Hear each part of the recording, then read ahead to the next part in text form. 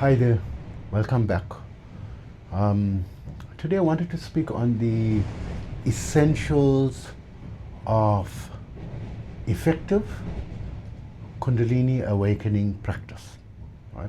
So the reason I'm choosing the words effective Kundalini awakening practice, but also something that is simplified as well, is because many people can attempt to do the practice of Kundalini awakening, and generally the failure rate is 99.9996%, 99.99996%, and that's not just an exaggeration.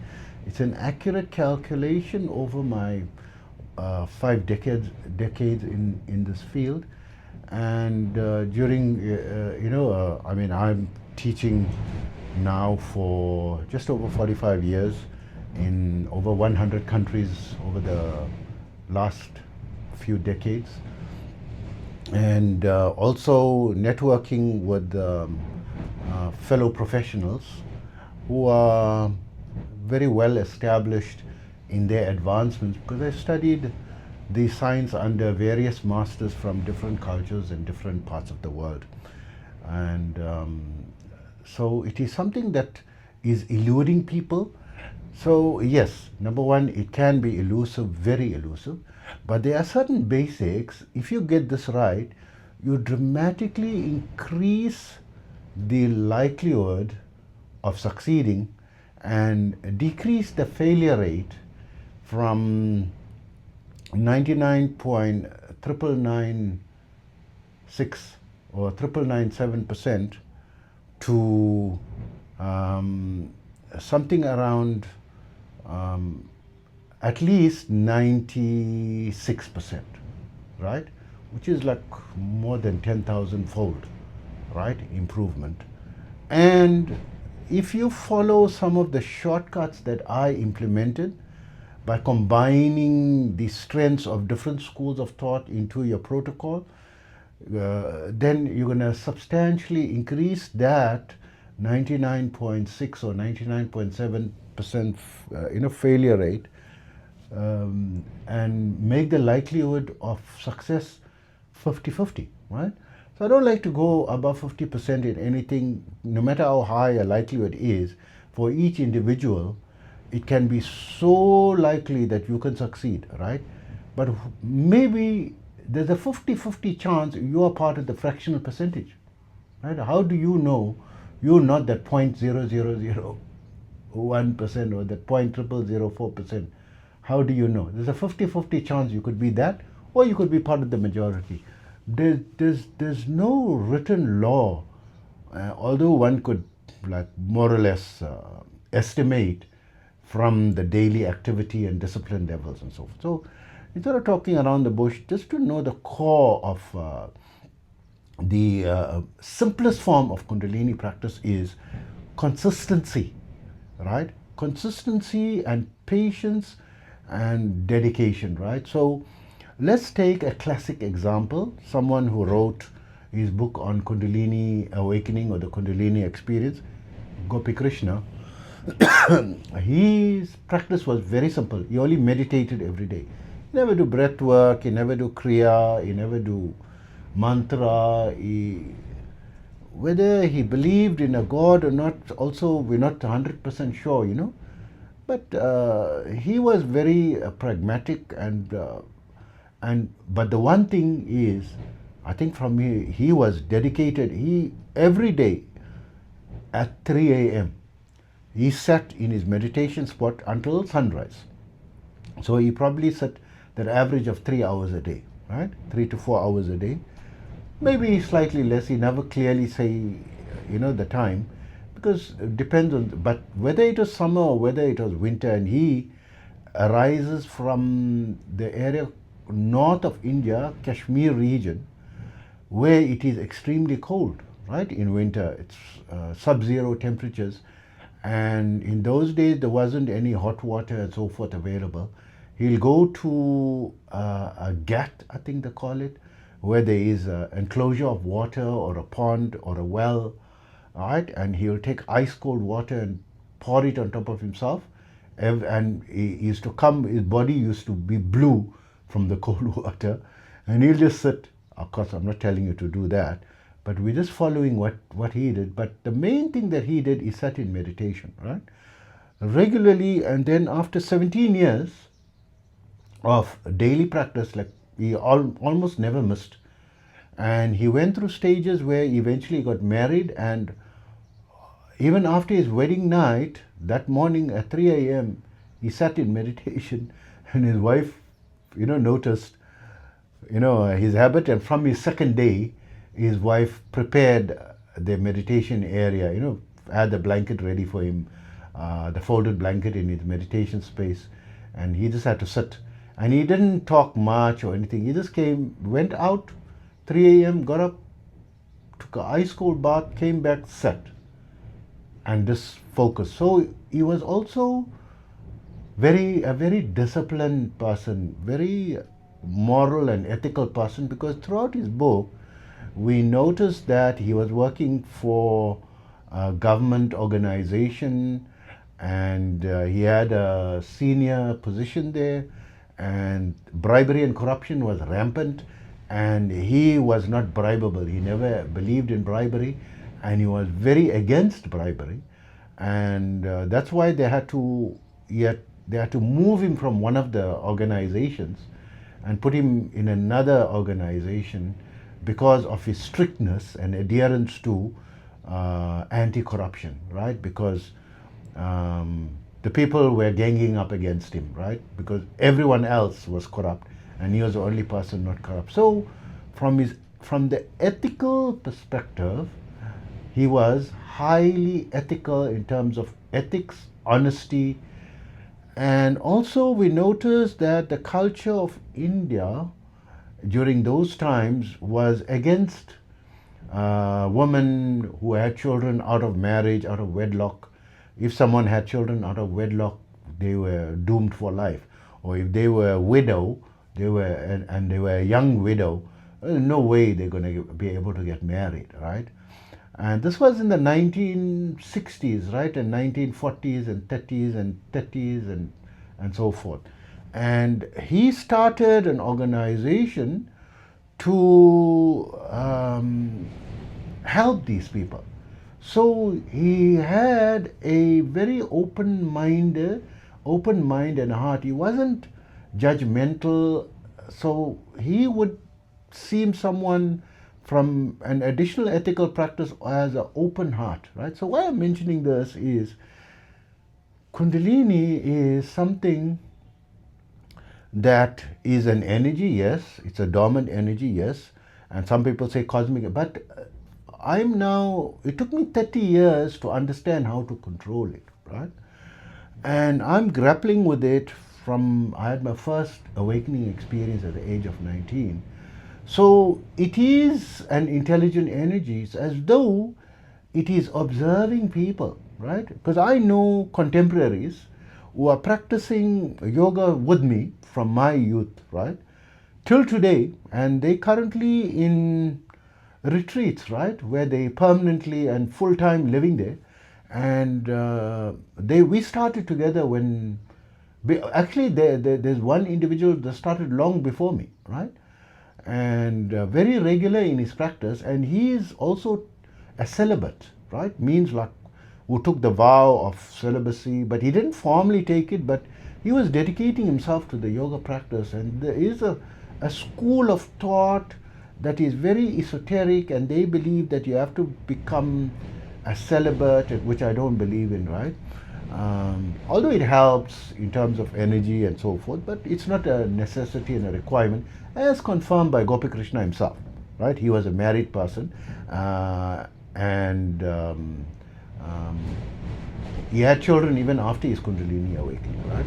And also the grand guru master of Paramahamsa Yogananda, who started the Self-Realization Fellowship and who wrote the autobiography of a yogi, is Grand Guru Lahiri Mahasaya, who got higher level of advancement, than his student, which was Yukteswar and Paramahamsa Yogananda himself, because Lahiri Mahasaya attained their levitation stage, right? And Yukteswar and Yogananda did not reach the levitation stage, but Lahiri Mahasaya was married. I think he had 5 or 8 children, right? And he was still married, right, at the time of his death. And although there's other stories and everything, but you got quite a few. And he never say, I never preach that you have to become celibate, right? And you have to take the monastic order and so forth. Although so there are a lot of people, who take that order in the self-realization fellowship, but it's not a requirement, that you have to become celibate or anything, right? So coming back to Gopik, this intelligent energy, right? I've got a lot of experiences, right, with a lot of people in this field practicing very seriously on a advanced level. I would say much more advanced than me, right? I was very casual. I was balanced in my life, because after my Kundalini experience, I needed to support myself, and I wanted to study and do well. And I went into, 3 different fields, and I wasn't afraid to abandon a field despite, the whole world thinking it's crazy for me to leave it. So I didn't like, I went into the medical field, and 3 years in it, I didn't like it, and I wanted out of it. And I did come out of it. I went into the legal field, so when I say medical field, I mean, as studying to be an MD, medical doctor, right? And you have to be, in my country, the top 5% of the intellectual performers to even be considered acceptance into the university. So it's something not easy to attain, and on top of that, we'll say impossible to get a scholarship in that field, right? And I got the most prestigious scholarship in the country from all the fields, right? And I left that, and I went into legal, and I got a prestigious position in the Department of Justice, which is like near impossible to get a position there, and to get a prestigious position. And on top of that, also get a scholarship where you don't have to work for 6 months in the year and still get your salary, your full salary, with their private tutors, mentoring you to give you additional help to pass your exams, right? And you also got big status and experience and so forth. So 5 years in that, I didn't like it, and I left, and went into entrepreneurship. So I was someone who, at that time, I didn't feel like, I was told that it was sinful to eat meat and sinful to drink alcohol, and you have to be a teetotaler, but I didn't believe it intrinsically, because I was studying multiple cultures, right? I felt like if alcohol is not a sin in Christianity, then how come it's a sin in another religion? The same God. If there's only one God, why is the God saying in one religion it's a sin and another religion saying not a sin? Right? Why in one religion they say no, you can't be married, and advance in another religion they say no, you have to become a priest, a celibate, a monk, right?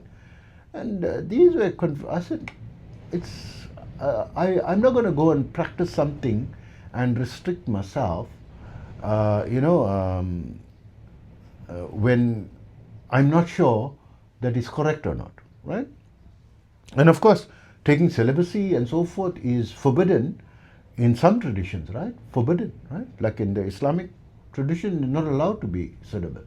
You have to be, as soon as you can afford to be married or something, you must not be single, right? Because this encourages corruption in society. They want you to be married and have a marriage partner, right?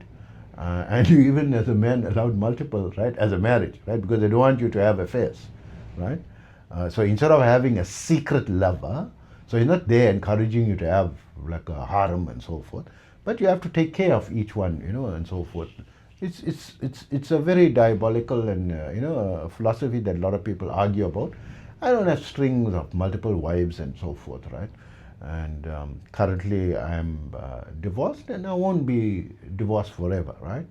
Because depends on, my situation and meeting the right person as well, and so forth, right? So coming back, I was, I know people who are very advanced, got advanced initiation and had advanced Kundalini experiences. I'll say even to today more advanced than me, right? And they lost it when they changed their ethics and morality and their habits, and and when they tried to re-engage it, try as they may, they couldn't reawaken. It's as if this intelligence cursed them, or it's like something that has a mind of its own, not controlled only by formula of 1, 2, 3. Then we have many involuntary Kundalini awakenings, especially studies done by Dr. Bonnie Greenwell, extensive studies.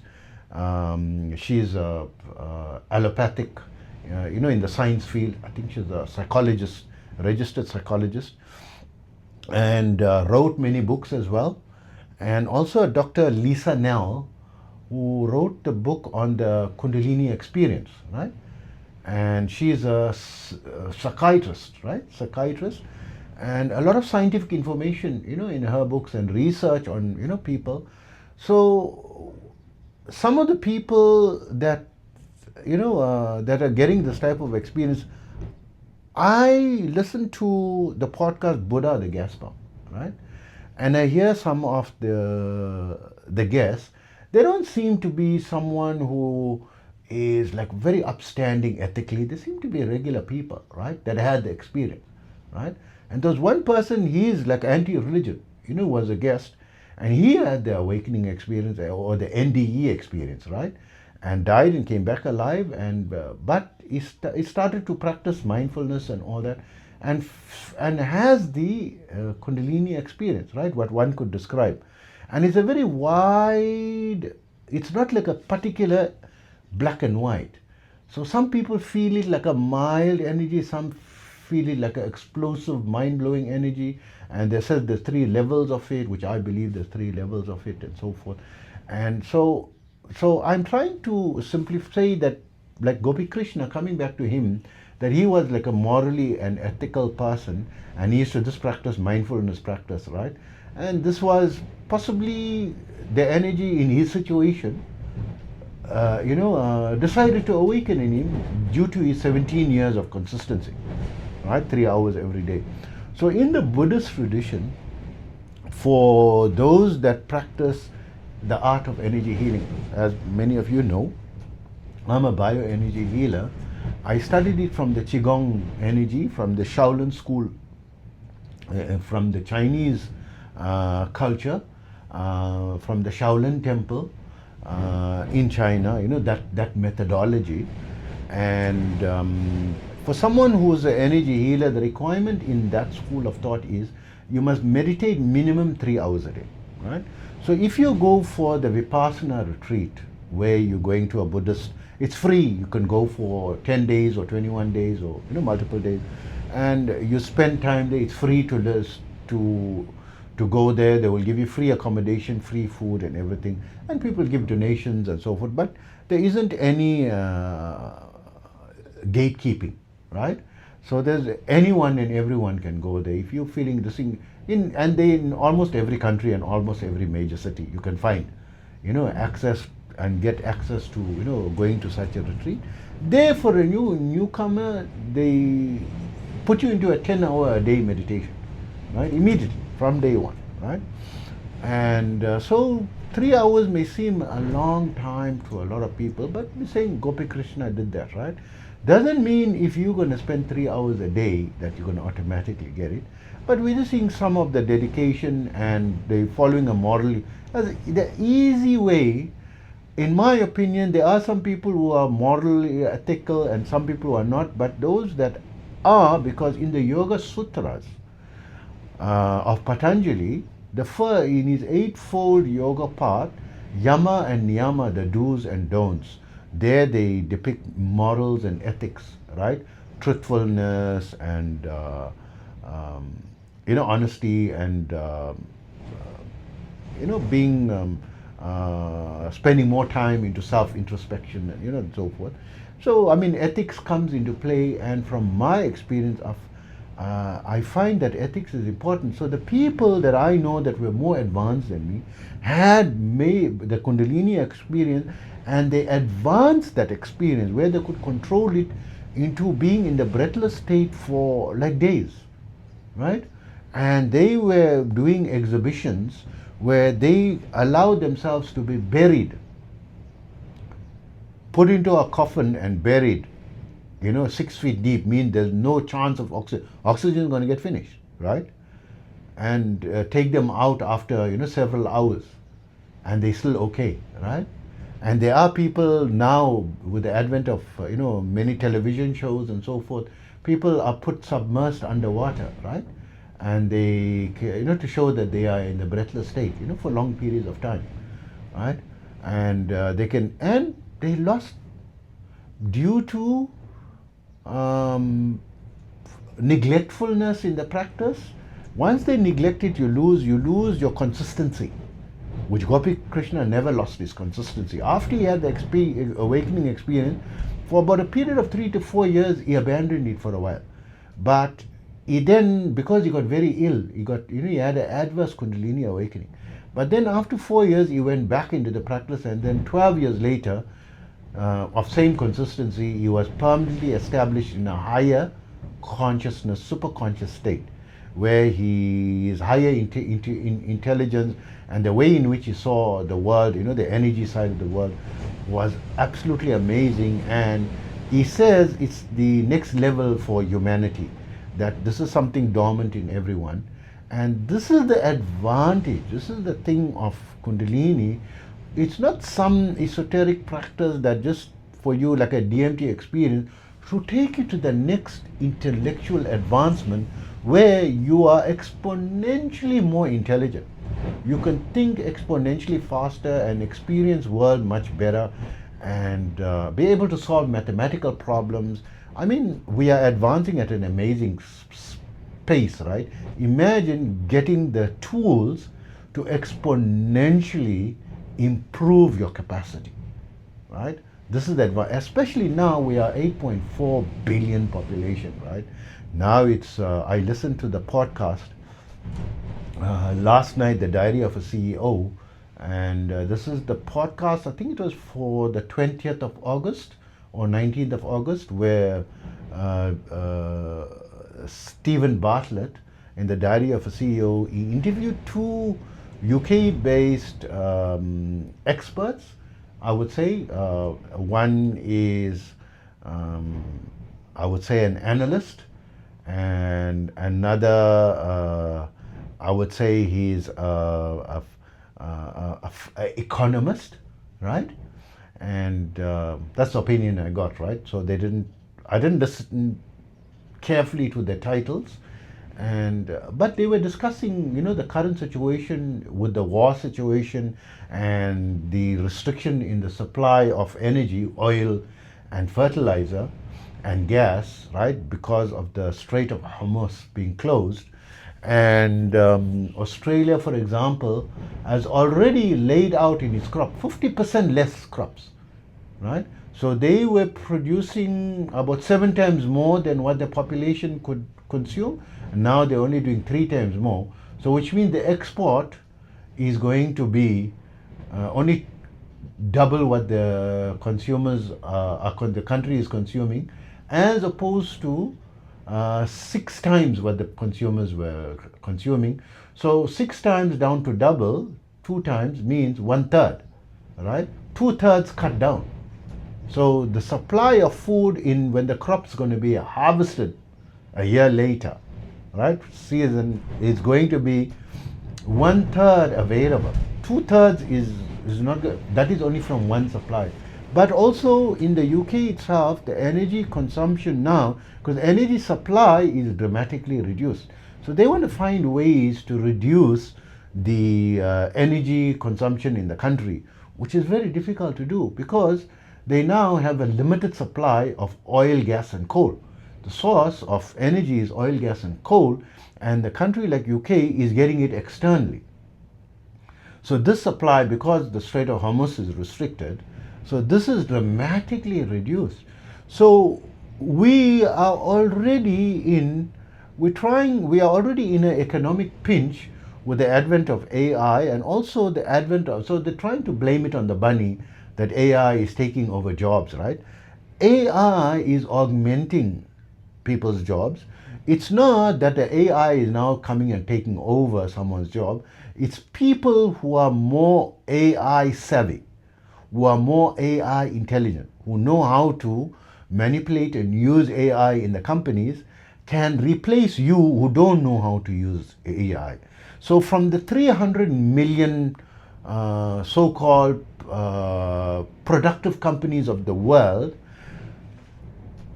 95% of them who's implementing all the AI tools and the latest software and so forth, and the software is, advancing at a phenomenal rate. 95% of them don't know how to implement the effective usage of AI. 95%. So the 4 to 5% that are effectively implementing it is people who outsource the training function on the usage of AI. So everyone's trying to learn themselves, or trying to learn online methods, or getting AI to teach them. You have to learn from person to person. So that 4 to 5% that's succeeding is outsourcing the training function, right? So it's not that AI is it's making things more efficient. Yes, people can argue and say, no, in this case and that case and so forth. But it's a very big argument. I don't believe that's the bigger problem. Bigger than the AI problem is the energy crisis, right? And the bigger than the energy crisis is the coming food crisis. It's coming, right? It's on its way, right? And it's going to, and also bigger than that is so many people, the younger generation, are having chronic depression, where they have to be on medications and so forth, right? And they are on government benefits, right? Because they're unable to work, because the doctor has boarded them off. They're unable to function, right? Suffering from depression and anxiety. Even if those who are not suffering and who are working, the amount of money that they are earning is not enough to survive. They can't make start a family, right? Because the value of the income has been dropping exponentially over the decades. So in 1972, when the engineers, according to that podcast, right, that I was listening to last night, it's predicted that we need to curb the explosion of the society at 4 billion. In 1972, the engineers said, because that's going to be the max. If it's going to go above that, you're going to start creating, massive problems in the world, which we are seeing now. Economic crises, energy crises, food supply crises, and depression now, right? Depression and onset of, and it's increasing the number of suicide. The suicide rate is starting to create an alarming graph, right? Percentages are increasing. The people suffering depression, anxiety, chronic depression, anxiety, and so forth is increasing at an alarming and a concerning rate, right? It's the World Health Organization is now getting concerned about it. It's a point of concern, right?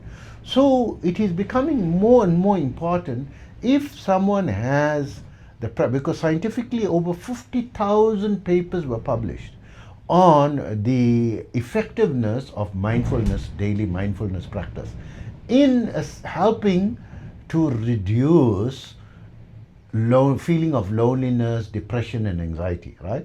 So anxiety is something very serious, and less serious than anxiety is depression. Less serious than depression is loneliness.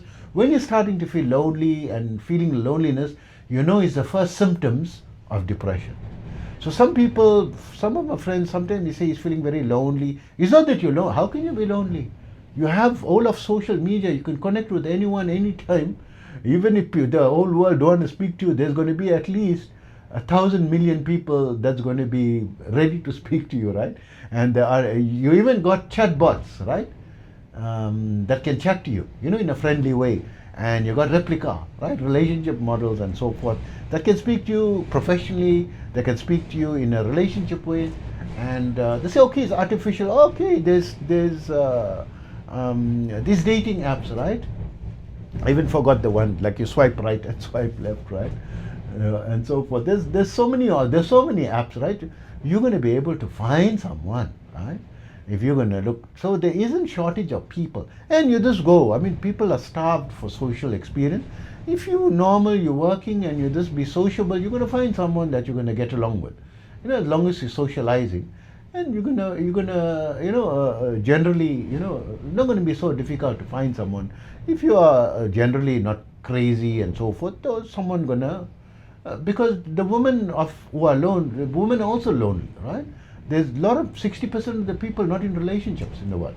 So there's a majority of people is available, right? They're not tied down in relationships and marriages. Right? Only 40% is tied down in marriages and relationships. So, but people is feeling lonely.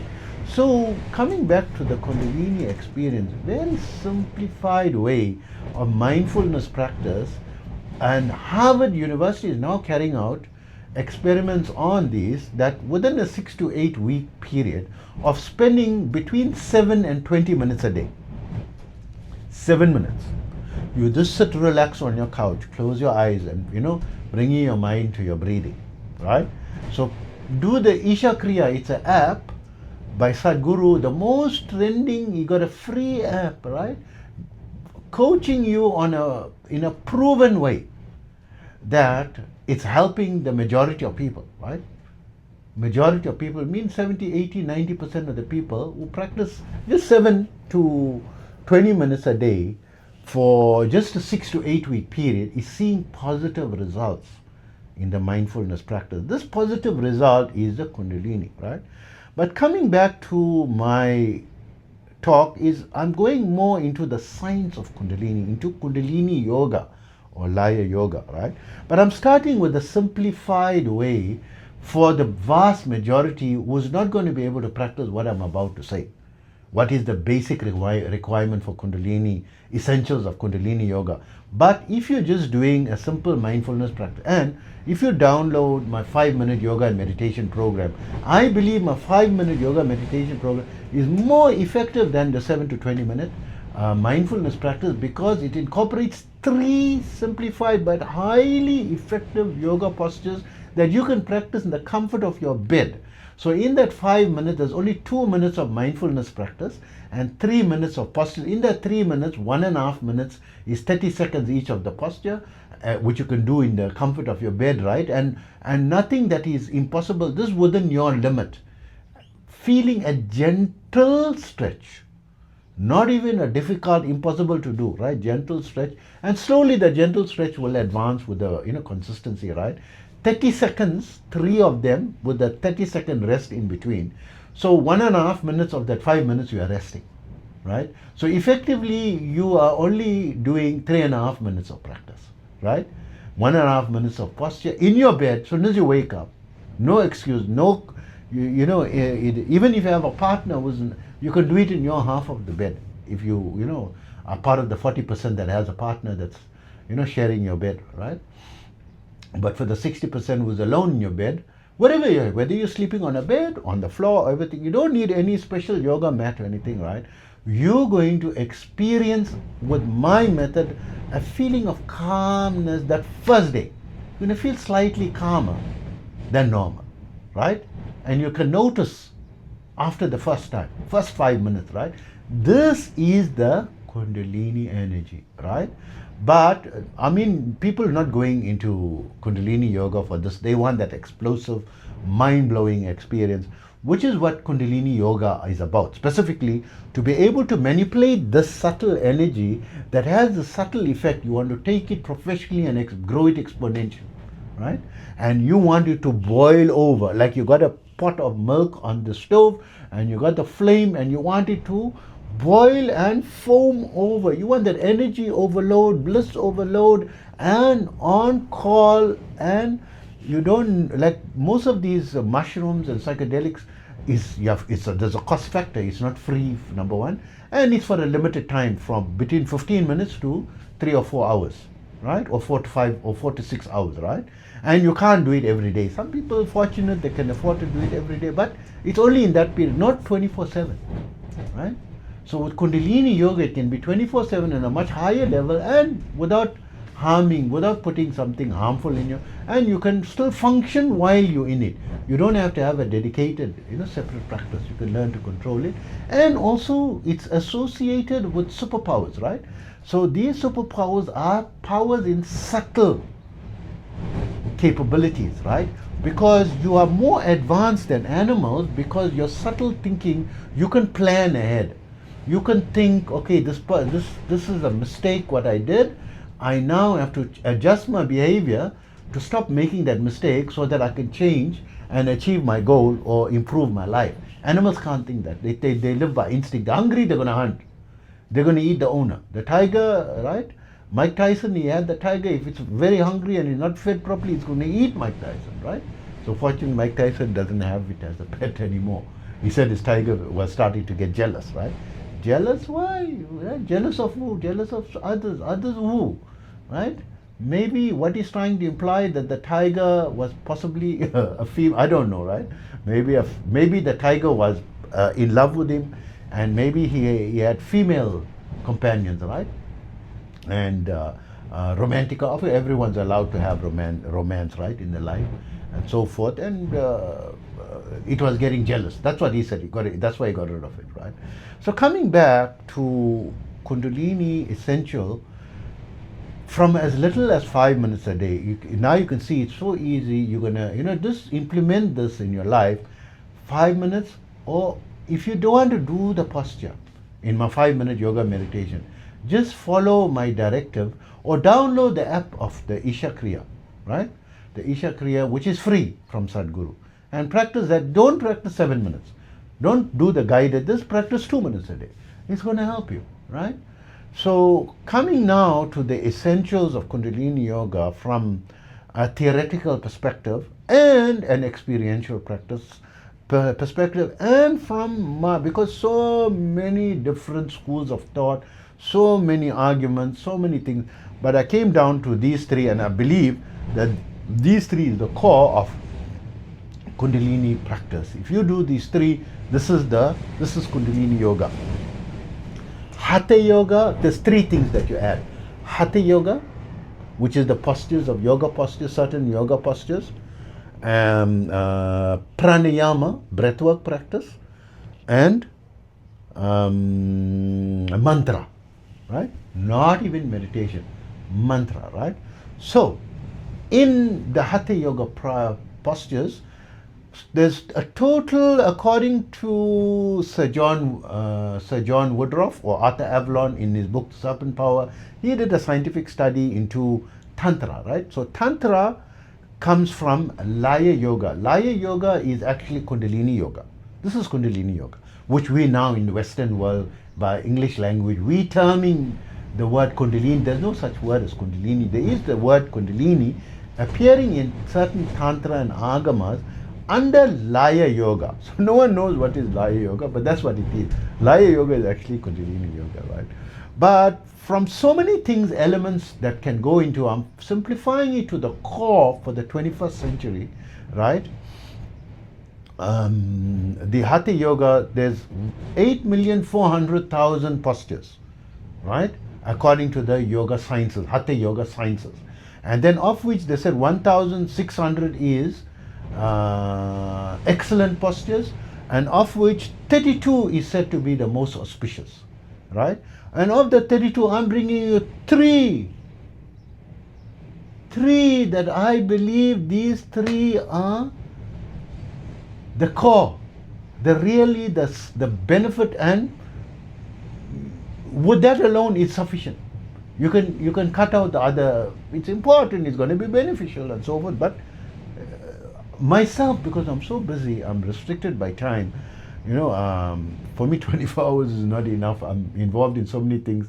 I'm involved in my my content creation across channels, right? I'm doing podcasts, and I'm doing video this video that I'm creating, and also I'm doing blogging, and I'm also busy writing 1 to 2 chapters every day, right? I need to produce minimum 2 chapters a day, because my goal is to complete 1,000 books over the next 25 years, which I just started that program, a few months ago, and I've already completed 10 books. So I'm refining the protocol. I found a protocol that can create the consistency for me to be able to attain that. In addition to that, I'm also an advanced level, master level energy healer, specializing in critical care recovery and terminal illness through remote methods, right? And in order to keep my energy on that level, right, to be effective for any, because I can get a call anytime, right, for a patient. I need to practice to sharpen the sword 8 to 10 hours a day. And I try to refine it and shorten it. Man, it's not working, right? It is minimum 8 to 10 hours a day, right?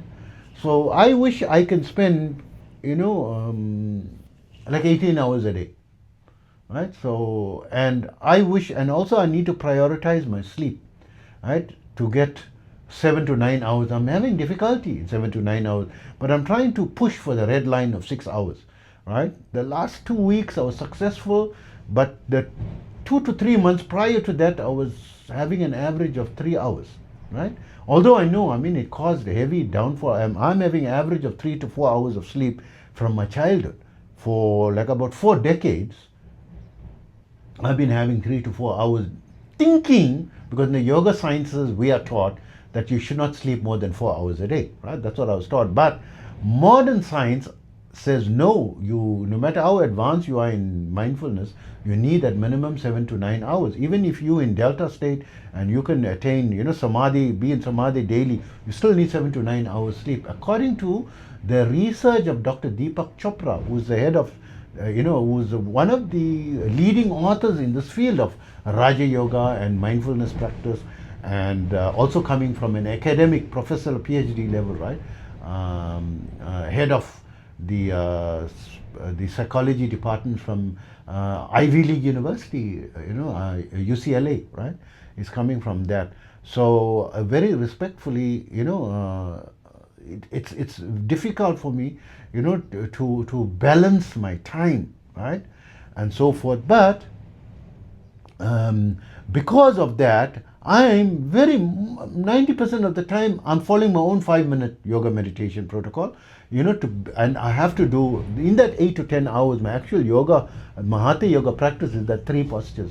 So I try to sometimes refine it and do some variations, add 2 or 3 variations that I believe is important to it, and like 5 to 10 minutes, right? So there's no excuse. So hatha yoga postures is important from as little as the 3, and I created a video on the 7 most effective postures. It's already created. I just need to, which I will make available for sale, right? Not for $5,000 and all that, and I will have it available. I think I'll have it for about $47, right?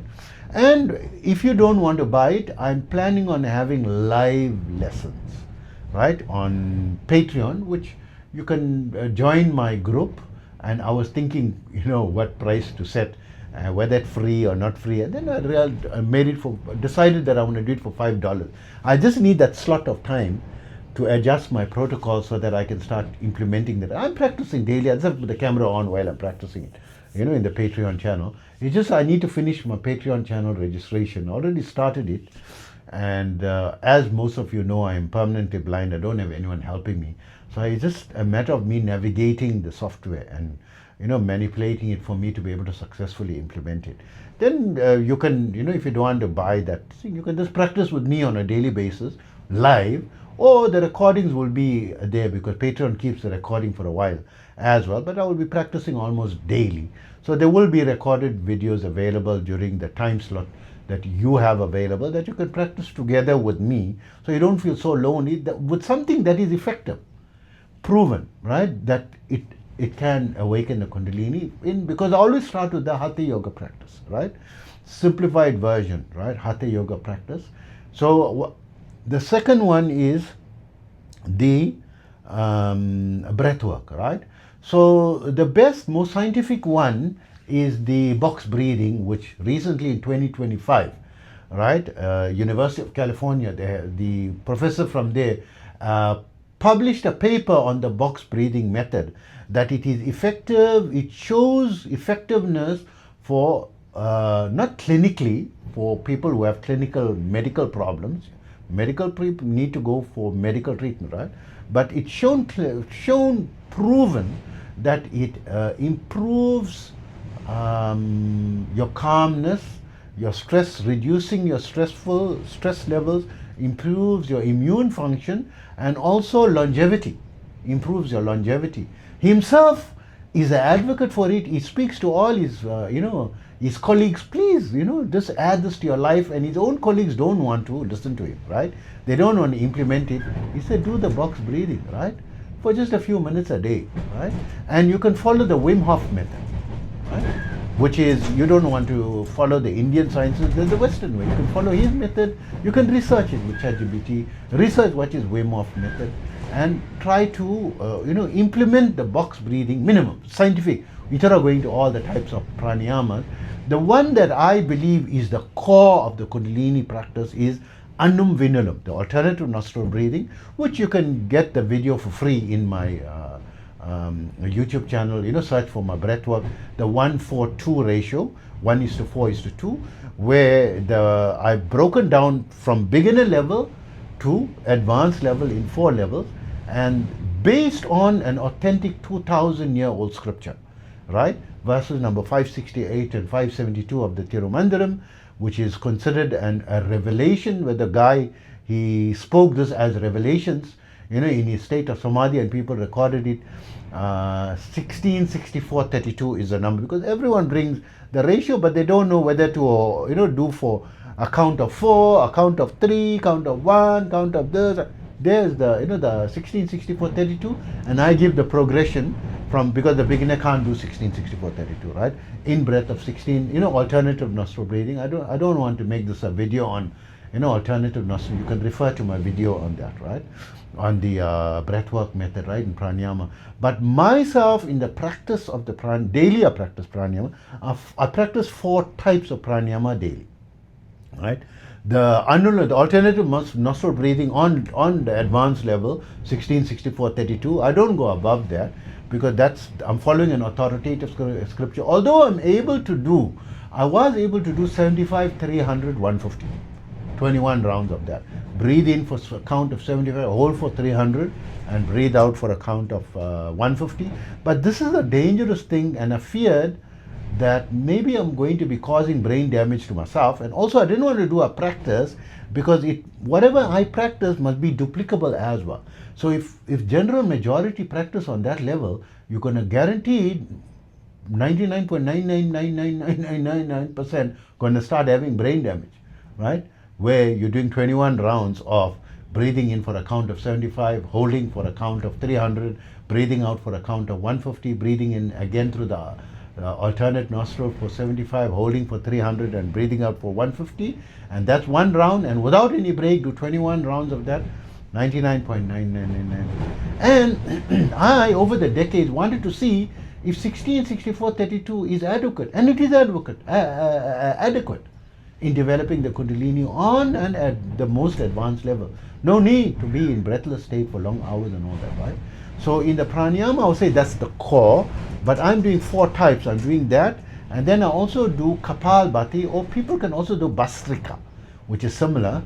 This is to warm up your Kundalini. So before I do the alternative nostril breathing, I do a warm up. So I do my 3 postures, and then I do my warm up of Kapalbhati. I only do 5 rounds of that, right? I used to do 10 rounds to do 20 minutes.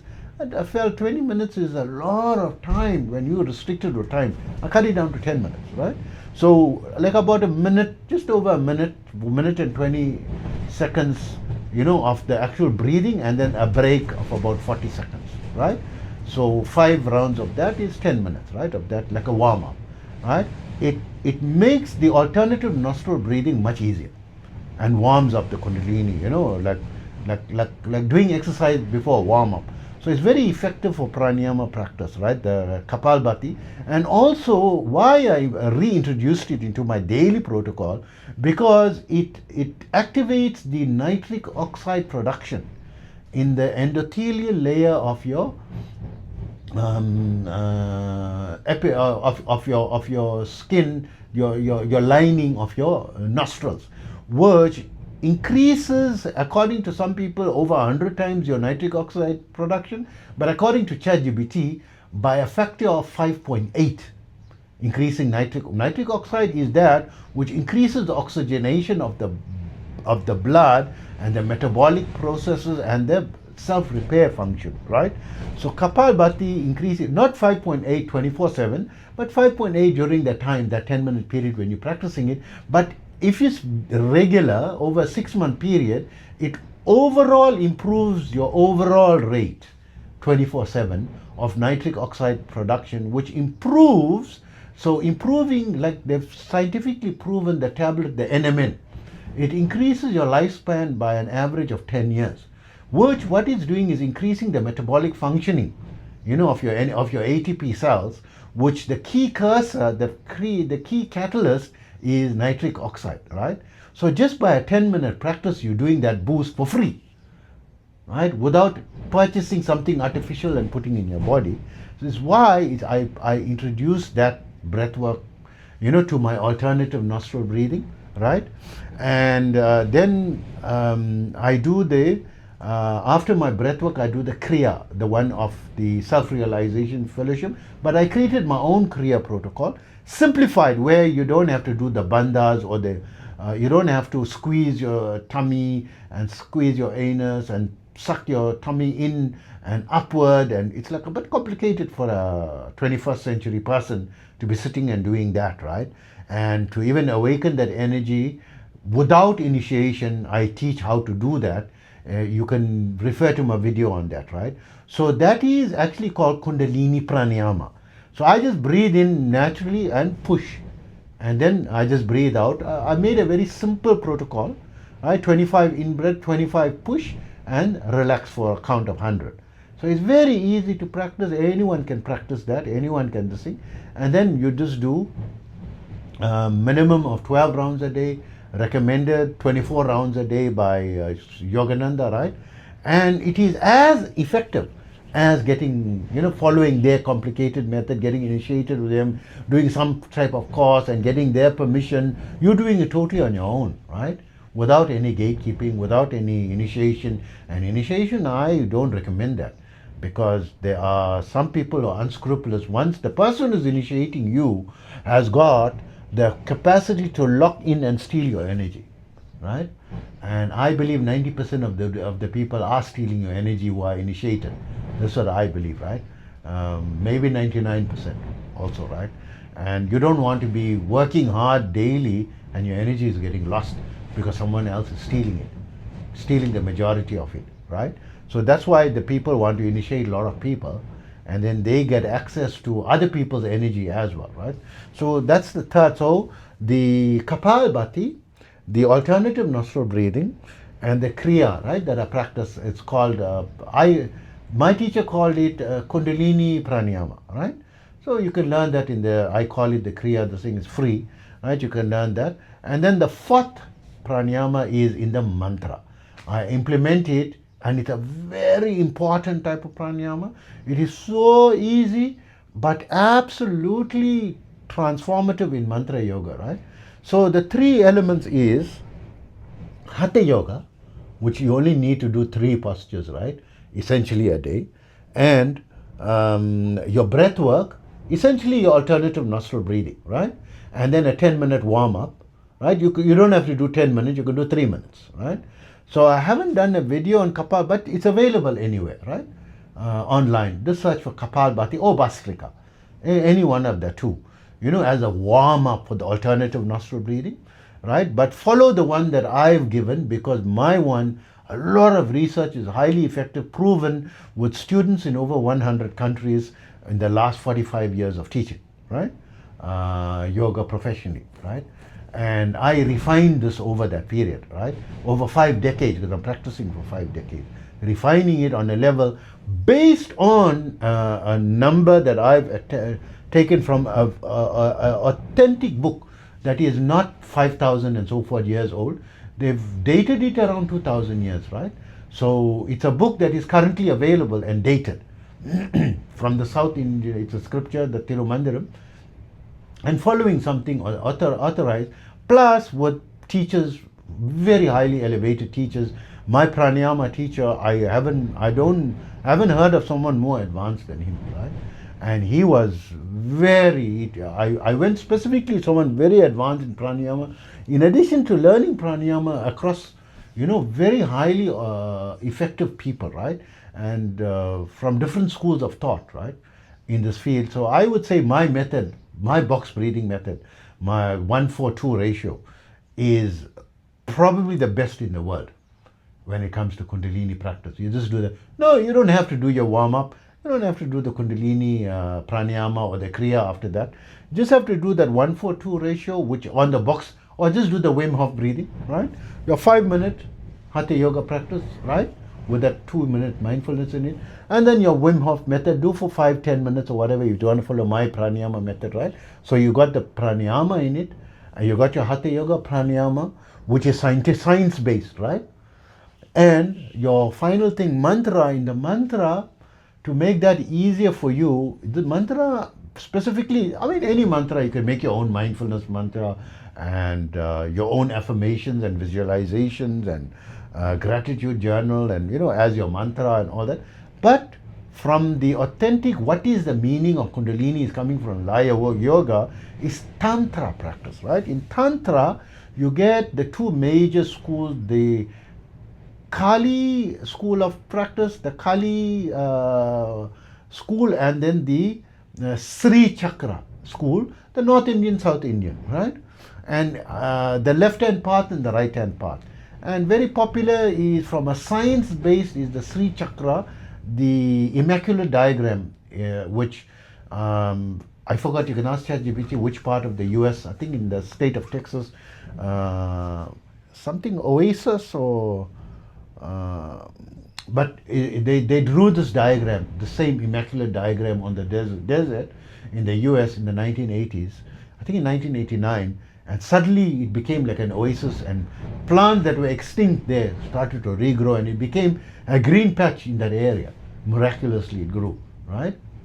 And so forth, which is a very compelling, and they're using that diagram in the Fibonacci, in science, right, in Fibonacci sequence and so forth. So to use a particular mantra that is science-based to simplify to the simplest of Kundalini Yoga, Kundalini mantra, I would say, and the simplest form of that, they got the 300 names, they got the 1,000 names, of the Sri Yantra practice, and then the diagram, and then the 15 letter, the 16 letter, and the 3 letter. So according to Sir John Woodruff or Arthur Avalon in his Serpent Power, when he says Kundalini Yoga and the Kundalini name is 3. So the 3-lettered mantra, which is the simplified form, is just follow that, and I'm going to tell it to you now. It's the 3 alphabets of the Sanskrit language, right? Not any deity or name of a god or any. So whether you believe in God, don't believe in God, atheist, it's non-sectarian, right? This thing. It's just to repeat the sound vibration of Aim, Kleem, Sau, right? A-I-M, Aim, Kleem, K-L-I-M, Kleem, right? Or K-L-E-E-M, Kleem, and Sau, S-O-U, right? Sau, right? Not so, right? Sau. Aim, Kleem, Sau. Just have to, some people say repeat it forwards and backwards, Aim, Kleem, Sau, so Kleem, Aim. No, not necessary. Just Aim, Kleem, Sau is, because I'm studying this now for decades and decades and decades. Listen to that sound vibration with your mind. So repeat it softly, like in the beginning do it audibly, because you must get used to practicing it. So in my video on mantra practice, learn the rules of it, right? Do a minimum of 1008 counted. Start with 108. 1008 will take you about 10 minutes. 10-15 minutes even. I'm Klim Sao, I'm Klim Sao, I'm Klim Sao, right? 10-15 minutes a day, right? And you just have to maintain the consistency, a minimum of 1,008 per day. You can get a rosary of 100 beads, you get 108. So you can do 1,008, 1008, right? Not 1080. So 10 rounds of, so it's 9 rounds plus 72 or something like that, right? I use 100 rosary, so it's 100 plus 8, right? So you can choose what type of rosary you buy. So for me, a rosary of 100 is easier. And then I just add 8. I start with 8 and then 100. And I'm not doing that. I'm doing my own, because I follow my own tradition and culture, right? So anything that and I've got a very complicated combination of these, right? Esoteric practices, right? That are part of the secret knowledge. Not that it's a secret, it's glaringly open, but you don't mention what you are practicing daily. So I'm not practicing I'm Klim, so that's why I can say these things, right? So, and this is being spoken of everywhere, and it is very effective, very effective. You don't need more than that. So I'm giving you the essentials of Kundalini, daily Kundalini practice. You must have the 3 things: Hatha Yoga, Pranayama, and Mantra Yoga. Of the Mantra Yoga, take the tantric version of the Fibonacci sequence, which they've proven now, that they use the immaculate, and they're using it in science, right? And the simplified, the simplest version, because there's many mantras for it, right? Up to 1,000 names. You can recite the Lalita Sahasranama. Lalita Sahasranama means 1,000 names. And people who get used to it, it takes them, I think, 20 to 30 minutes on a daily basis to recite that, right? Well, in the beginning, it'll take you like 1.5 hours or 3. I don't know. I never tried, right? 1,000 different names, to recite. So the essentials of Kundalini practice, these are the core essentials, right? That on a daily basis, you're doing some form of Hatha Yoga down to just 3 postures, right? From someone who is teaching this for decades, 5 decades. And coming back to the second level is your breath work, your 1-4-2 ratio, right? Learn it, 21 rounds. It'll take you about 10 minutes a day, right? And the core essential of I'm Klim, so also another 10 minutes a day. So in 30 minutes flat. And as you get used to it, you can even do it in 20 minutes, right? 20 to 30 minutes a day in that practice. So I have students practicing 20 to 30 minutes a day and attain the breathless state and awaken the Kundalini energy, right? Not everyone is able to do it because there's a number of other factors that can boost it, right? They are boosting factors. So there are some, let me mention some of the boosting factors. Temporary celibacy, or if you're in a relationship, because 60% of you are single, right? So conserve your energy as far as possible, right? I know sometimes it's the blood is hot and you can't hold it anymore, right? I'm with you on that and I understand. But it is this energy that you don't waste. It is what is used and can propel your progress by up to 15 times, right? So don't go to a level where it is you starving yourself to death and you creating a desperation and creating a psychosis in your mind and be like a balance, right? But try to reduce, conserve that energy. The sexual energy helps a lot, number 1. Number 2, ethical teachings and practices. Being ethical, you don't have to follow any religion or anything. Be good to people, be kind. Don't be narcissistic, right? Look for the benefit of others. Try, even in your daily work, do your work with love, devotion, and as a service to others. And try to be more patient and enduring. Try to incorporate these good qualities. These are good qualities to incorporate, because this energy that needs to awaken in you is an intelligent energy. And I feel, in my opinion, right, in my personal opinion, that it observes, it likes you if you are a good person. And it reveals itself by releasing its energy to the advanced levels for you, right? And I was someone who was very helpful from childhood, right? Like before I could go to school in the morning when I was in high school, 3 a.m. I used to get up and go to make sandwiches for the poor people, right? I used to volunteer my time twice a week, right? During school days. And then during the weekends, volunteer my services to, help building orphanages and all that. And then spending time to clean people's roofs and cleaning people's gardens and trying to give people massage and all that. Because I had a gift. People who had pain in the body, they used to feel better when I massaged them. And I used to do that, voluntarily. I was a very good, nice, pleasant guy and helpful. And when I was in senior high, I used to have free maths and physics. I was good at maths and physics. And this was a weak subject in most of the students in my class or my colleagues and friends. And I used to run classes in the evening for free, right? Free maths and science, and teaching them. And in my class, when we graduated high school, was the first class in the history of my school. And my school, a generation before me was still, second generation my school was standing, right? I was in the second generation when I went to that school, because my uncle also attended that same high school. My mother's, younger brother attended that same high school, the one that I attended. And was the first class in the history in 2 generations, right, that had 0 failure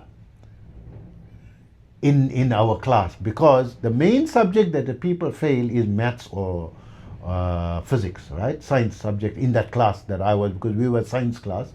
So if you fail maths, or if you fail maths, you fail, right? And that was the weak subjects where 1 or 2 could fail it. 0 failure, right? And they performed well, 100% pass rate. But the difference was I was training them for 3 years before our final exam, right? Free classes. And in my lunch breaks, I used to dedicate to teaching. So I was a good guy. So ethical practices, being helpful for people. And by the age of 19, I had my first enlightenment experience, the Kundalini awakened, right? And I had multiple. Now I have Samadhi experience daily, right?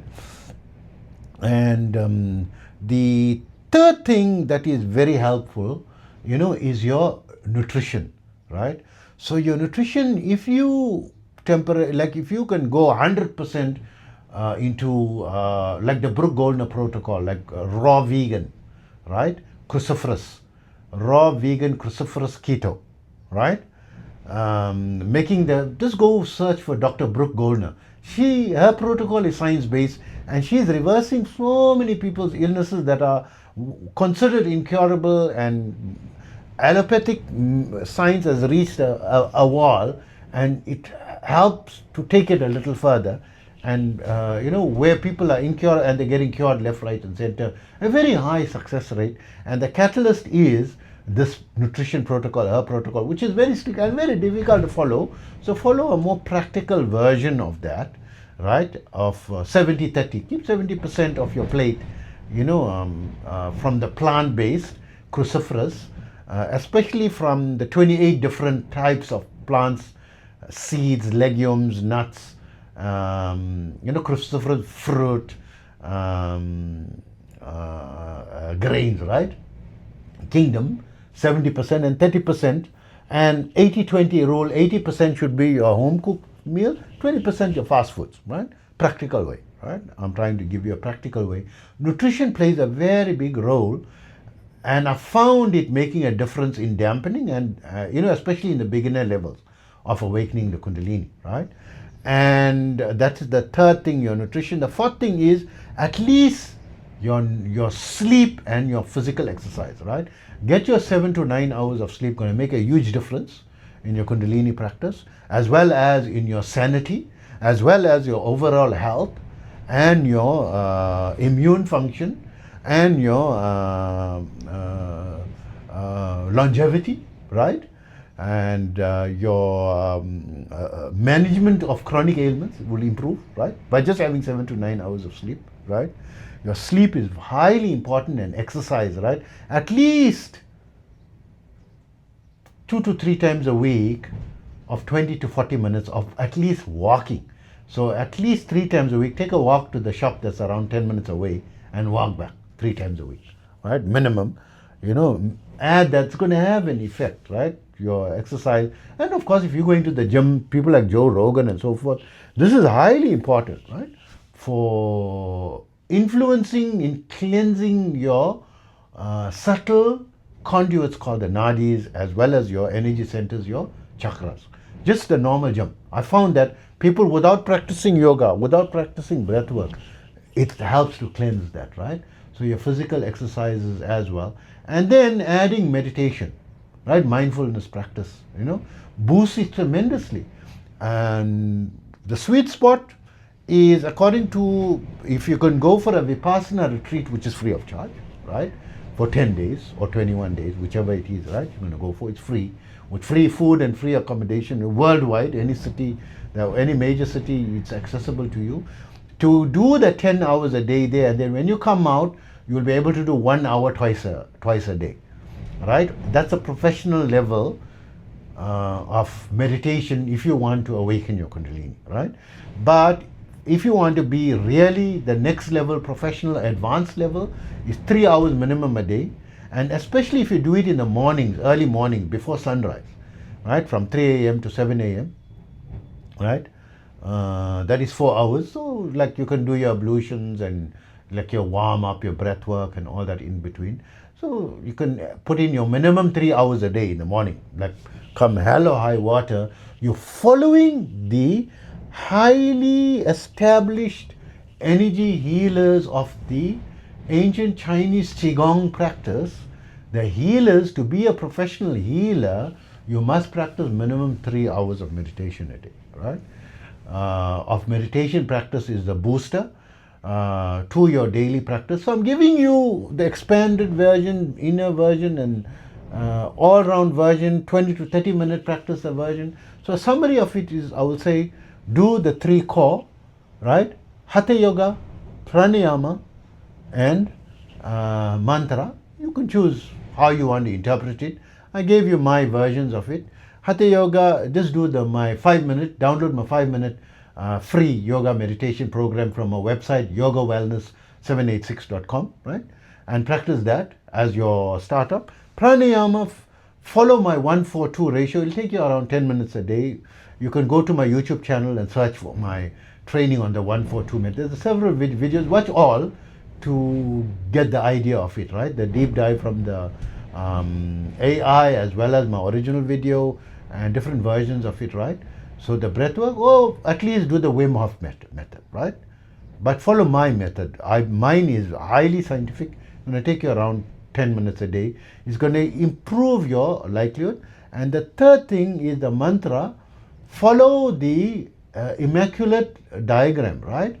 The tantra, this thing which is non-sectarian, not where I'm telling you to go into divine feminine worship and temples and all that. Just the alphabets, right? Aim, Klim, Sau, right? Repetition. Professionally, according to my mantra method, that a lot of science went into that method, 1008 a day, how to do it. So my 4th breath work, which I implement in it, is the Hamsa, right? So there's the Upanishad, there's 108 Upanishads from the ancient 5,000-year-old, Vedic culture, of which one of the Upanishads is called the Hamsa Upanishad, referring to this breath work. Breathe in through the nostril naturally, and then repeat your mantra, repeat. I'm Klim So, I'm Klim So, I'm Klim So, I'm Klim So, until your breath is finished. Then don't breathe in through the mouth, breathe in through the nostril, right? And when you're breathing out, you just say the mantra, right? And eventually it will become a whisper that no one can hear, right? It must be so follow like Rajashi, Nandi videos and so forth. You don't have to become a Hindu or anything, just some of the background information on it, where the science comes from and so forth. And, follow my videos on sitting postures and boosting, and so forth, which is not necessary. You can sit comfortably on a couch. So if you just follow this mantra, Hatha yoga, pranayama, the 21 rounds of my 1:4:2, my 10-minute free this thing, and the mantra of what I'm telling you now, 1008 a day, which will take you about 10 minutes to practice a day, right? Maybe in the beginning, 15, 20, once you get used to it, it could take you under 10 minutes, right? 10, 12 minutes a day. So altogether, 20 to 30 minutes a day. Practice. is your essential daily Kundalini practice, which you can start dialing up from there with the additional methods and the Kriya practice, according to your availability of time and so forth. And you want to go, you want to get more serious into it. It's better to start with your availability of time and don't rush it. To do the simple 20 to 30 minutes a day for 3 years, right? First get the consistency. Once you got that, then start dialing up to like an hour twice a day, right? For the next 3 years, 2 to 3 years, and then going to 3 hours a day. And then, it's like slowly, don't try to, within a few days start dialing things up. Do 90-day cycles. Keep consistency just for 3 years, a simple program that you can maintain on a daily basis, right? And I think the likelihood of you having the mind-blowing Kundalini experience is you increasing your likelihood if you're maintaining consistency for like 15 to 30 years or more, right? Is you increasing a chance from 0,0004% to 3 and 4%. By a factor of 10,000, you're increasing your likelihood of succeeding, in awakening it. And by following my simplified methods, the 21st century protocol is an easier way, and dialing it up, according to what comes naturally to you. Don't push yourself unnaturally. Come, follow it naturally and follow this thing and make your own program around these things, following my advice. And I think you're going to, improve it to a 50-50 level, right? By following the additional recommendations and following my advice and listening to my, my videos. As one would notice, my videos is not copying other people, and a lot of unique information, and it's experience based, right?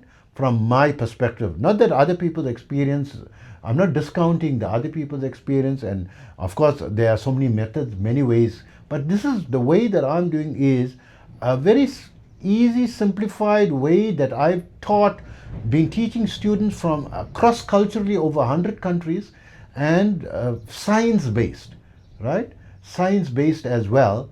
And you're following something, not hocus pocus, right? Not woo-woo, right?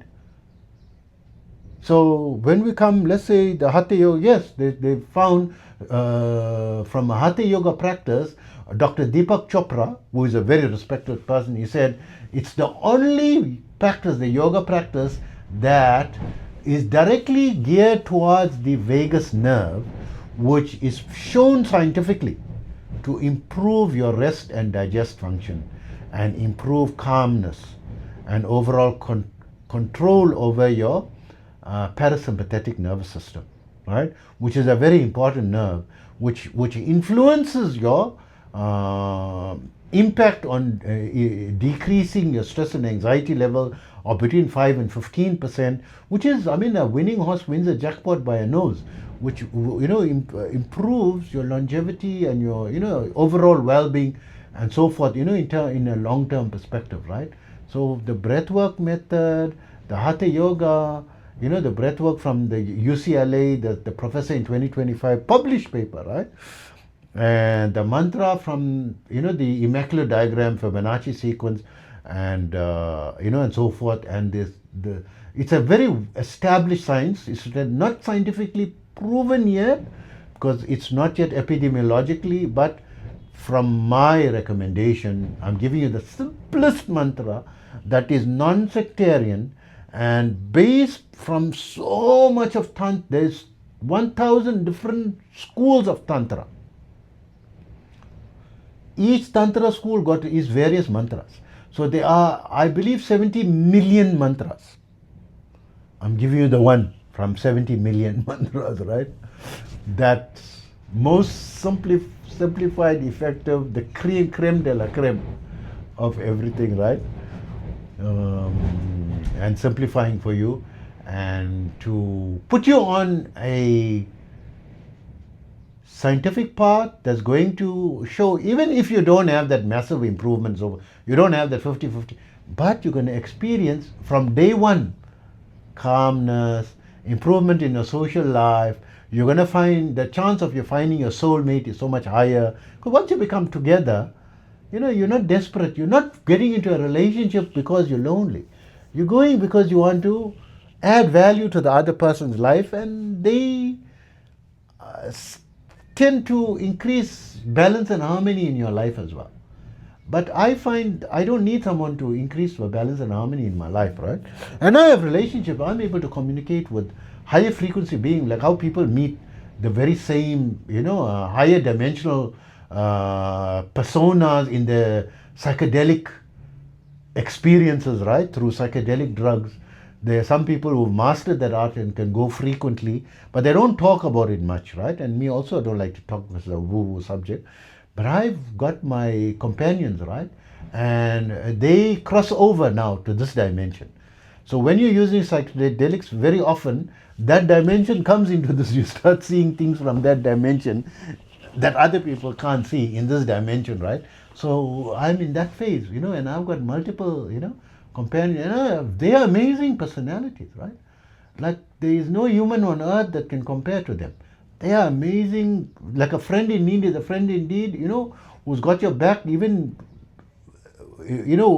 till death do you part, right? These high frequency is higher level of commitment to you. They never forget. They got your back, my friend, and of course, it's you can't manipulate life 100%, but it helps 80 to 90% in making life smoother and easier, and things coming your way, and you're finding the solutions by magic, and you're getting information, you're getting knowledge, you're getting, better health. And I mean, I'm permanently blind, right? I can't reverse my blindness, but I've reversed over 30 other ailments in my body, right? So it's not 100% cure for everything, and I know why I can't reverse, because my body can't withstand that level of energy, long term, yet comfortably. I need to evolve my body to the levitation stage, right? And I've now just been granted permission to the levitation stage. I can't live means if I continue my practice, it's possible for me to attain levitation, right? Because that door is unlocked and open to me, right? These are because it's who you know, right? From higher dimensions and so forth. So you become the human, I believe, is a multi-dimensional entity. It is the highest entity in all the dimensions. Because these higher dimensional entities is not someone that I will bow down and worship, which other people are worshipping. They see it, oh, this is my God, I'm going to worship and call it my Lord. And say, no, you can see it, it's very, but they coming and serving you. They coming and being, they are subservient to you. Right? They are coming and being subservient to me. So of course I'm not treating them like my slave and my this thing. It's a love relationship, like a very closer than your closest friend. Closer than, like someone who is your lover, like your soulmate. You got the happiest marriage, like your high school sweetheart that you can't live without them, and you live to a ripe old age of 80 and they passed away, and within a few weeks to a few months you also pass away because you become lonely, and and you love them so much. You got such an amazing, a relationship. Better than that relationship you can have, right? Closer in terms of heart to heart, and so they're not physical body or physically.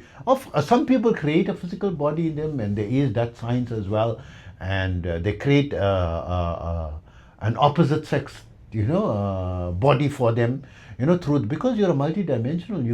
You can create, you can be in multiple locations. These are woo-woo subjects now, right? Not scientifically proven, that you can be in more than one location at a time. You can have a deathless body, like how Mahavatar Babaji, like a lot of people can't believe, he never died, and he still got his body. And there are a number of people, even in the Islamic tradition, there's a personality called Khidr, right? Which is said to be still alive, and mentioned in the Quran that he's still alive today. And a lot of people have mentioned seeing him. He's always dressed in like a green outfit, and they've spoken to him and they believe that was him. A very famous personality in the history of Islam, that are in the law of history, not from a sectarian religious point of view, is Abdul Qadir al-Jilani, right? If you study his history, so whether it's true or not, whether he's just saying that he spoke to him when he went on his 18-year walkabout, right? Like in Crocodile Dundee, they go on the walkabout to find the soul and so forth. He went, to find his soul or find his meaning or direction, alone. When he came back, at the entrance of the city in Baghdad, he met this person, Khidr, that told him, no, there's 7 more years, you must come back after 25 years. You must go for 7 more years. And he went another 7 more years and came, and is reputed to have magical powers and, can manifest things. And he was eating chicken once, and then he just put his finger and the bones came together and it formed a bird and it became a whole living chicken, right? Whether it's true or not, we don't know. But the people will kill you if the people who believe that will kill you if you tell it's lies, right? It's part of the historical law. But I mean, we don't have to go so far, 800 years ago and so forth, or 1,200 years ago. You can go as recently, like autobiography of a yogi. He mentions a lot of miracles there. And then, of course, online, now we've got access to the internet, and a lot of people report that. They report seeing, UFOs and so forth, right? And whether it is really in this dimension or they were open to the higher dimensions, all these are not more intelligent. You, the human, are the more, because I'm surfing the dimensions, like how you get the psychonauts, people who have thousands of experience in DMT, and they're even taking it intravenously and going into it over 1,000 times, 4 to 5 hours a day, right? And they're doing scientific experiments. Danny Gollier, I think he's done a lot of with a beam, and he recorded on his Apple Pro Vision camera, right? The alphabets that he can see only in the psychedelic experience, but he can prove, and the other people who see it in the other day, and they see it, and it was found you can't see it with the normal naked eye, but the Pro Vision camera, because it can see a higher frequency, higher range of pixels, right? It was able to pick it up, that it's real. The higher dimensions are real, just that our eyes can't really see it, but the Apple Pro Vision camera is able to see, some of these dimensions. And we had high definition cameras in a security site in a company where I was given, I had a 25% share in it. A massive company. We had over 1,000 employees, and our client base with Fortune 500 companies, right? Like companies like Caterpillar, L'Oreal, and all. Where the sites we were doing surveillance, and we had high-end cameras. I don't want to mention which company it was, because they want to keep it, under covers. And I said, okay, I won't mention the name of that company. But we had very high-end cameras, and we saw like halo, like a halo,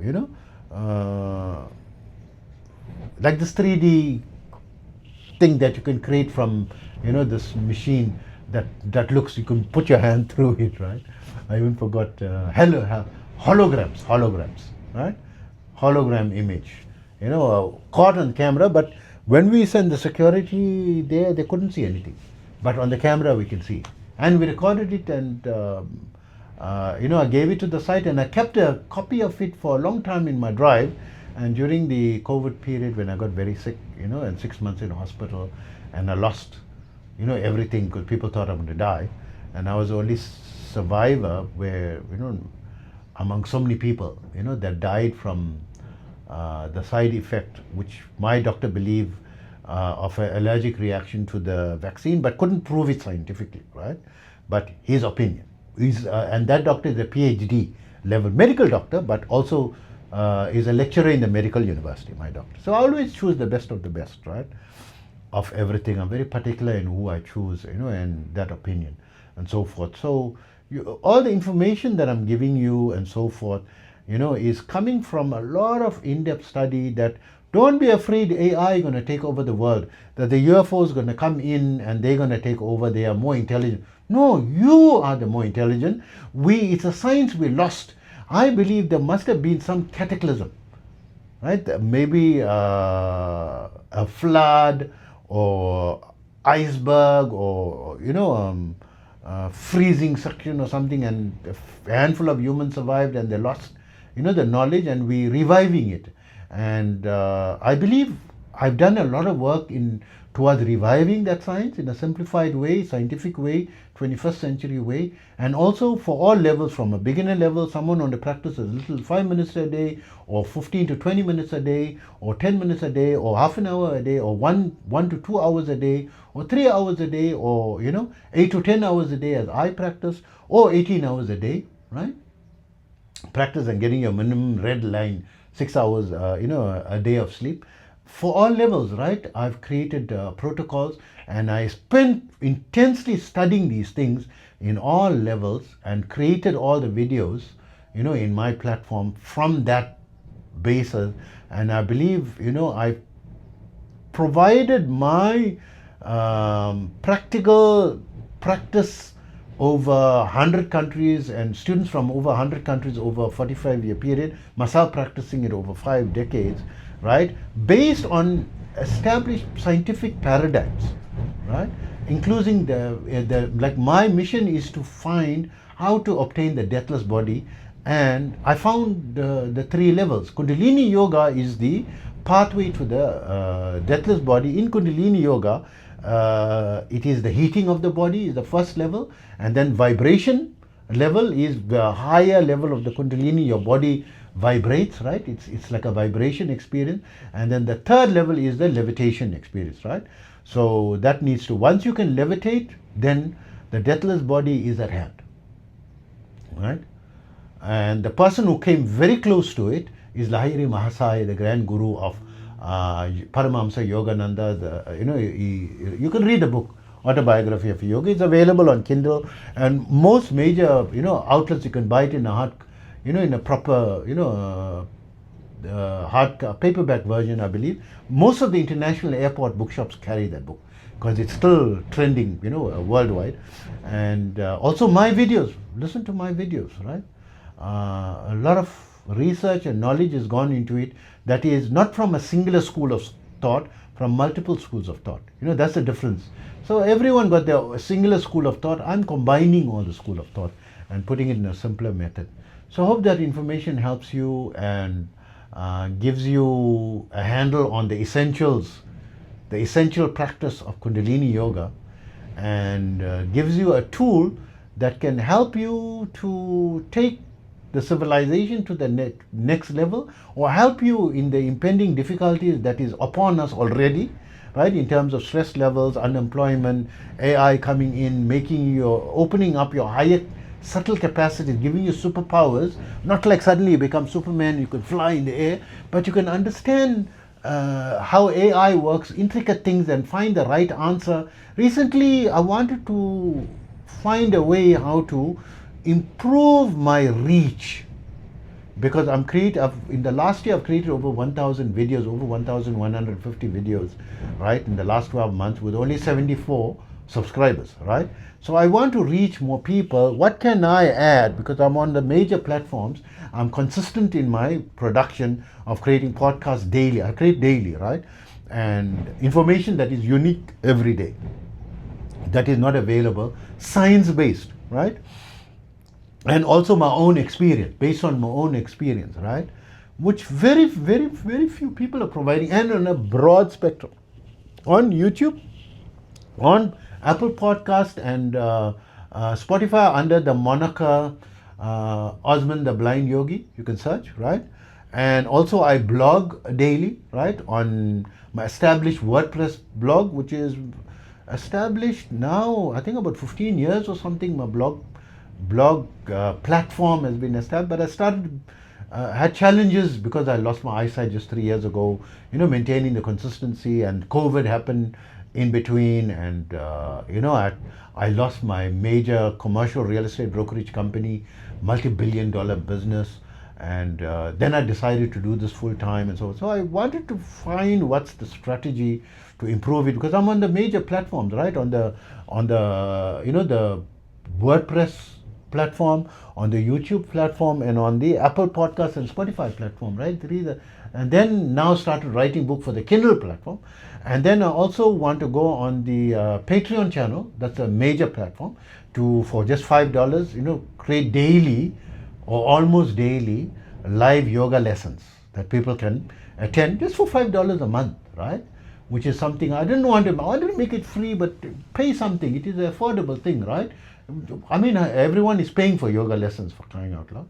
So I wanted that to be, and if you don't want to pay, you can watch my lessons. And if you want classes as well, formal classes made in a tuition style, so I already created my first two lessons, video lesson and tutorial. My video lessons, like 1 hour lessons, around $47 to be available, not yet available. And the tutorial proper downloadable PDF version with question and answer summaries and so forth, that is based scientifically and professionally drawn up, for just $27. Not people are charging $5,000, right? $4,999. They're charging $10,000. They're charging $1,999. They're charging $199 and so forth, right? For these things. So I didn't want to make it too cheap, because I didn't want to lose its respect, to be just treated as nothing, right? As well. So I wanted to brainstorm a strategy, the next step that I should take. And I wanted to brainstorm, because I normally speak to 4 major AIs when I'm brainstorming, right? I speak to Grok, I speak to Gemini, I speak to ChatGPT, and I speak to Claude. I speak to all 4 and get their opinions, right? Nice long conversations with different, and I established a rapport of how they work, and I know what type of subjects I can speak to which one, and learning the ins and outs and the advantages and disadvantages of each one. The nuance of each one. What's the nuance difference of Gemini above ChatGPT? What is ChatGPT's difference between ChatGPT and Claude? What is the excellence of Claude above ChatGPT and Gemini? What is the main amazing thing of Grok? Man, Grok is absolutely, it's got various. Grok is actually not AI like the produced, like how ChatGPT and Claude and Gemini and the general AI is produced. Grok is actually Tesla, the Tesla model that they repurposed when AI came out. They just add a little bit of more extra programming. So it's got many layers in it to control the Tesla vehicle to self-drive, right? And the Opus model, right? Where it was the first model in an exhibition that can do intricate dance moves. This is something mind-blowing, because they can't hear, they don't know what is music, right? They just ones and zeros. If you speak, they don't know your tone of voice and all that, right? They can't see, they don't have vision. They just translate what is captured by a camera into an algorithm and a pattern, and they're learning from. They can't see what is they don't know what is a color. They don't know what is smell. They don't know what is the feeling, the sensation of a breeze. They don't know, and they will never know, because they don't have ears, they don't have eyes. They have cameras which they translate into computer language, into ones and zeros. They only know ones and zeros and patterns. That's all they know, right? So I learned this thing, and then I decided to wanted to ask. I said, no, for brainstorming for a CEO level, I'm self-employed for 30 years now, right? Just over 30 years self-employed. And there was a stage of my entrepreneurial journey, I helped over 100 companies, to prevent themselves from getting liquidated. I took them out of liquidation. So as a self-employed is the hardest thing. And I went through 2 very major challenges that flattened most companies, right, in the world. The 2008 financial crisis, and then the COVID 2-year lockdown crisis, right? And still alive, right? I didn't lose my asset value.